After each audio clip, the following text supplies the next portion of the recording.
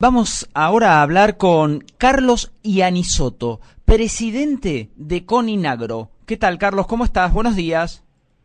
Buenos días, un gusto saludarte. Bueno, ¿cómo andan las cosas por el campo argentino, ¿no? Siempre esa frase Campo de argentino. Julio de Gracia que decía en plata dulce al final, siempre nos salva el campo. Pero bueno, tienen algunos Siempre nos problemitas, salva ¿no, el campo. Carlos? Y mirá, nosotros estábamos vinculados a los problemas sin querer hacerme o hacernos los víctimas, porque, por ejemplo, te cuento ya una más, para hacer rápido tu programa. Estamos en plena cosecha en Mendoza y bueno, recién hoy sale el sol, toda la semana lloviendo, por lo tanto hay un factor extra que se llama clima, que o por sequía o por lluvia te juega mala pasada y se te pasa una cosecha. En el caso del vino y la uva es fundamental porque o te baja el grado o se te pudre, entonces son temas delicados, y así pasa en la lechería y así pasa en la mayoría de los factores, pero nosotros te quiero manifestar una visión positiva más allá de los factores, porque hoy día los precios no están tan mal, hay un mercado exportador interesante. Por supuesto que tenemos problemas internos que nunca acaban, como es la inflación, como es la presión impositiva, pero no estamos los peores de los males, ¿no? Los precios internacionales en los commodities están bien, por lo tanto no es el peor de los tiempos. Sí, sobre todo eso último, ¿no? ¿Cómo mejoró el precio de las commodities? Se dice que en la Argentina, como no habla bien de nosotros, ¿no? Porque dependemos del precio internacional de las commodities, pero se dice, soja por debajo de los 300, el país es inviable. Por arriba de los 300, podemos empezar a hablar. Y ahora la soja está a 500 y algo, ¿no? Claro, porque están las retenciones que te sacan el 35%, por lo tanto, a la política cambiaria, al precio del dólar, que es todo un tema, tenés que restar el 35%, entonces es otro valor. Aquí sabe lo que pasa, que en definitiva, si va bien, no es por obra de políticas internas que hemos acordado, sino por situaciones y marco externo de oferta y demanda, que por ahí levanta el barrilete y por ahí se derrumba.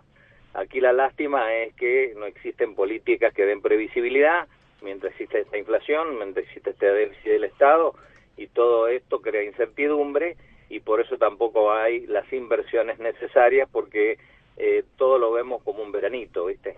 Sí, ¿y cuánto es la rentabilidad hoy del hombre de campo? Y según las producciones, yo te cuento, por ejemplo, en el tema vitivinícola.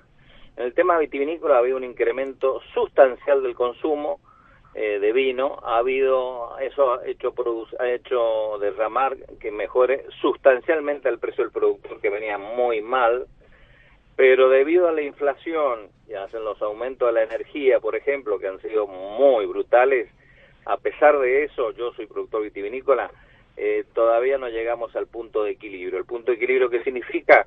Que una vez terminada la vendimia, una vez que cosechaste, quedaste debiendo más que antes que de la cosecha. Fíjate vos la contradicción, ¿no? Que cuando la cosecha debería ser una bendición, que es una bendición, pero los números luego te traicionan porque tenés que pagar energía, porque es cuanto más utilizas los pozos de agua. Lo mismo sucede en el caso del arroz, lo mismo sucede en el caso de la hierba para hacer la parte industrial. Entonces estamos en un momento de crecimiento de precios, de crecimiento de consumo. Mucho tiene que ver la pandemia, está la parte positiva de la pandemia en nuestro sector, no estoy diciendo que la pandemia sea algo positivo, todo lo contrario, pero los números, que vos lo que te referís, siguen siendo muy rayaditos, como le decimos nosotros, muy justos entre lo comido por lo servido. Por lo tanto, ¿qué significa esto? Que permite que el productor tire un año más, pero difícilmente haya inversiones. Por lo tanto, no va a ir a comprar más a la ferretería, no va a comprar tanto, no va a cambiar maquinarias, y la economía no se va a mover mucho, si vos me querés referir a eso, ¿no? Sí, eso se va a ver por ahí 2022, 2023. Claro, y en el tema de la pampa húmeda, sí, en la pampa húmeda ahí sí hay una mayor rentabilidad, va a depender mucho de los rindes. En la zona de sequía, lamentablemente, han existido buenos rendimientos como en la ganadería.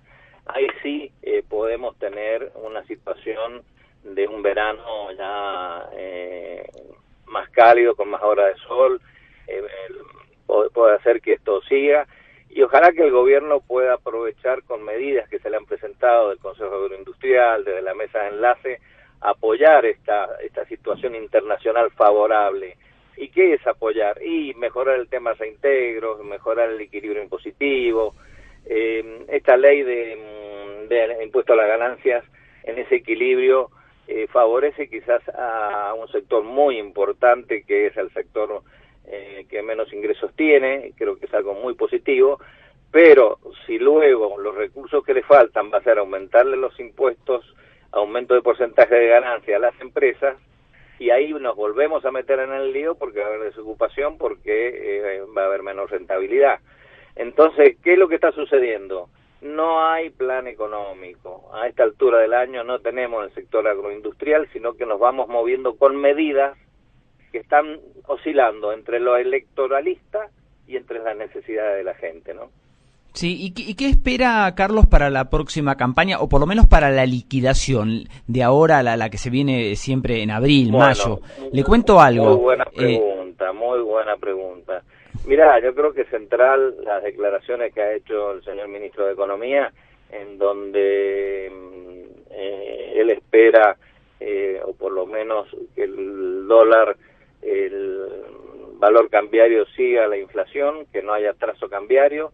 Yo creo que eso es fundamental, y que el sistema del desdoble de paridades cambiarias se vaya achicando en función de que haya más liquidación de dólares, y se vaya achicando la brecha. Es lo mejor que nos puede pasar para que no haya especulación y se liquiden los dólares con tranquilidad, como normalmente se están haciendo. Ojalá que haya medidas macroeconómicas que vayan buscando la estabilidad cambiaria, siempre con una mirada exportadora, y no, si se atrasa el dólar, la brecha va a aumentar, la especulación va a aumentar, y el peor de los momentos comienza a transitar y no va a haber liquidación, y todo eso trae una cola de contrariedad, de dichos, y la grieta comienza a aumentarse, ¿no? Uh-huh. Así que esperemos que haya una política cambiaria que depende mucho de la disciplina fiscal, que depende mucho de la emisión, que ojalá que el Estado controle sus gastos, que el tiempo acompañe, que el mercado internacional siga empujando, y necesitamos una política de estabilidad interna. Lo hemos presentado a través del Consejo Agroindustrial, que se sancione la ley para poder llegar a una exportación de 100.000 millones de dólares, que haya la posibilidad de aumentar a 700.000 puestos de trabajo. Hay muchas perspectivas, pero necesitamos el acuerdo, necesitamos el diálogo. Ojalá el Consejo Económico Social, este esfuerzo de Belis, sirva. Estamos apostando a ello. Ojalá que sigamos transitando ese camino, y no el camino de la agresión, o el camino donde la institucionalidad, que es otro factor indirecto que influye muchísimo en el aspecto económico. Si se toman medidas en donde los ciudadanos nos sentimos inseguros, eso también incide en lo económico, incide en las inversiones, y bueno, la plata del colchón nunca va a salir, ni va a venir plata de afuera, y eso para la economía y sobre todo el trabajo y el empleo, que hoy es lo que más nos angustia. Carlos, lo saluda Lionel Paredes. Un gusto. ¿Cómo le va? Muy bien. Para mí también. Quería hacerle una preguntita. Con el tema de las importaciones en el agro, que por lo que estoy leyendo y estoy viendo, hay bastante complicaciones para el tema de las maquinarias agrícolas e insumos para el campo. ¿Cómo está el sector? ¿Ustedes tienen quejas de los productores? ¿Qué me puede contar al respecto? Sí, hay quejas. Esto lo estuvimos hablando con el señor ministro el señor Basterra. Hay una disposición del central que establece que todo tiene que cotizarse al valor del dólar oficial.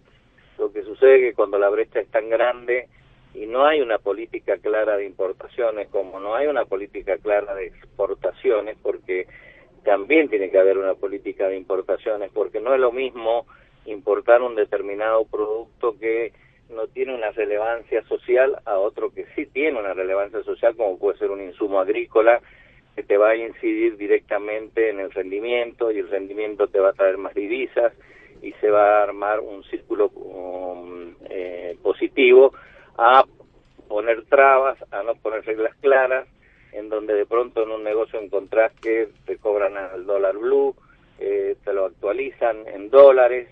Hoy la situación no es clara para nada a nivel de importaciones, hay trabas también por la falta de liberación de dólares, por lo tanto todo esto trae una situación de queja del sector, creo que hasta industrial también, porque están faltando cada vez más elementos y el problema concreto es la falta de dólares. Esto es muy esto es lo esencial. Y para que no haya falta de dólares hay que no darle a la maquinita, hay que darle a la maquinita que produzca bienes.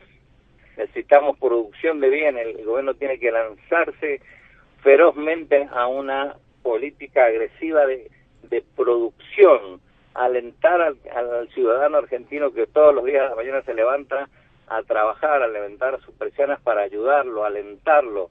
Esto es lo que nos va a ayudar a que la política de importaciones y exportaciones se ordenen, porque se va a ordenar la economía, y cuando se ordena la economía el tema cambiario comienza a ordenarse, y es ahí cuando vamos a comenzar ese momento que tanto ansiamos los argentinos, de no pensar tanto en dólares sino en pesos, pero bueno, hoy estamos muy lejos de eso.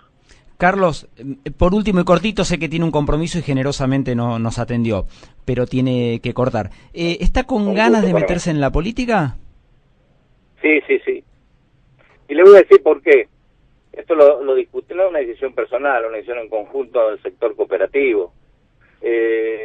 Mire, o la política nos sigue ninguneando y sigue pensando por fuera de lo que necesita el ciudadano, o el sector productivo va hacia la política para proponer, para acordar, para dialogar y para ver de qué manera salimos en conjunto de esta situación de pobreza tanto espiritual, me refiero a los valores, al respeto, a la honestidad, a la erradicación de la corrupción que tanto daño nos ha, y nos volquemos de lleno en el camino de la producción, del trabajo y el empleo.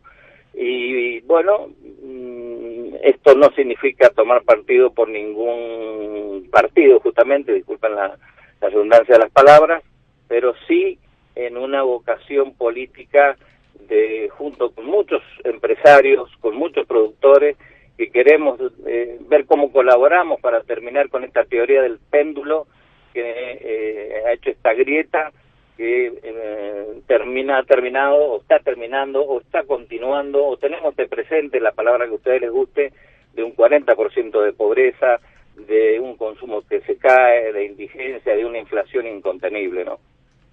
Bien. ¿Y está más cerca de alguno que de otro? Digo, de Mire, los partidos políticos. La posición nuestra, muy bueno, sí. Mire, la posición nuestra es, el partido es partir.